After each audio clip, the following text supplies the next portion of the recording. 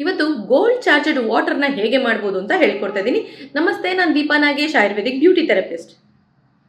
Gold charged ವಾಟರ್ನ regular ಆಗಿ use ಮಾಡೋದ್ರಿಂದ ಆಂಟಿ ಏಜಿಂಗ್ ಪ್ರಾಪರ್ಟೀಸ್ ಹೆಚ್ಚಾಗುತ್ತೆ ಅಂತ ನಿಮ್ಮೆಲ್ಲರಿಗೂ ಗೊತ್ತೇ ಇರುತ್ತೆ. ಹಾಗೆಂತ ಮೋಸ್ಟ್ ಎಕ್ಸ್ಪೆನ್ಸಿವ್ ಆಗಿರುತ್ತೆ ಈ ಗೋಲ್ಡ್ ಚಾರ್ಜಡ್ ವಾಟರ್ನ ನೀವು ಹೊರಗಡೆಯಿಂದ ತರುವಂಥ ಅಗತ್ಯ ಖಂಡಿತ ಇರೋದಿಲ್ಲ. ಯಾವುದಾದ್ರೂ ಒಂದು ಪ್ಲೇನ್ ಗೋಲ್ಡ್ ಆರ್ನಮೆಂಟ್ಸ್ನ ತೊಗೊಳ್ಬೋದು. ಅದು ಫಿಂಗರಿಂಗ್ ಆಗಿರ್ಬೋದು ಅಥವಾ ಇಯರಿಂಗ್ ಬೇಕಾದರೂ ಆಗಿರ್ಬೋದು. ಸ್ಟೋನ್ ಇರಬಾರ್ದು ಅಷ್ಟೇ. ನೀಟಾಗಿ ವಾಶ್ ಮಾಡಿ ಅದನ್ನು, ಅಥವಾ ಗೋಲ್ಡ್ ಕಾಯಿನ್ ಇದ್ದರೆ ಇನ್ನೂ ತುಂಬ ಚೆನ್ನಾಗಿ ರಿಸಲ್ಟ್ ಸಿಗುತ್ತೆ. ಸೊ ಅದನ್ನು ಆರ್ವೋ ವಾಟರಲ್ಲಿ ಹಾಕಿ ಚೆನ್ನಾಗಿ ಕುದಿಸೋದಕ್ಕೆ ಸ್ಟಾರ್ಟ್ ಮಾಡಿ. ಒಂದು 5ರಿಂದ 6 ನಿಮಿಷ ಚೆನ್ನಾಗಿ ಅದನ್ನು ಬಾಯ್ಲ್ ಮಾಡಿದ ನಂತರ ತಣ್ಣಗಾದ್ಮೇಲೆ ಅದಕ್ಕೆ ಸ್ವಲ್ಪ ಕೇಸರಿ ದಳಗಳನ್ನು ಹಾಕಿ ಮಿಕ್ಸ್ ಮಾಡಿ.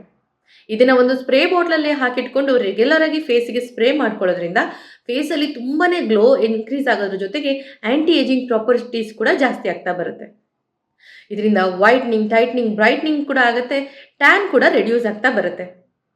ಇದು ಇನ್ಸ್ಪೈರ್ ಆಗಿರೋದು ಯಾವುದೋ ಮಾಡರ್ನ್ ಸೈನ್ಸಿಂದ ಅಲ್ಲ, ನಮ್ಮ ಸನಾತನ ಧರ್ಮದಿಂದ.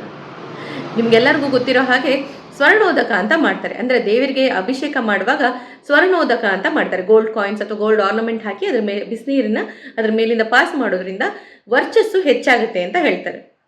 ಒಂದು ಕಲ್ಲಿನ ವಿಗ್ರಹಕ್ಕೆ ಅಷ್ಟೊಂದು ವರ್ಚಸ್ಸು ಹೆಚ್ಚಾಗೋದಾದ್ರೆ ನಿಮ್ಮ ಸ್ಕಿನ್ನಲ್ಲೂ ಆಗುತ್ತೆ ಅಲ್ವಾ? Apply the science. ಇದೇ ಥರ ಮತ್ತಷ್ಟು ಇನ್ಫಾರ್ಮೇಟಿವ್ ವಿಡಿಯೋಸ್ಗಾಗಿ ನೋಡ್ತಾ ಇರಿ ವಿಶ್ವವಾಣಿ ಟಿವಿ ಚಾನಲ್.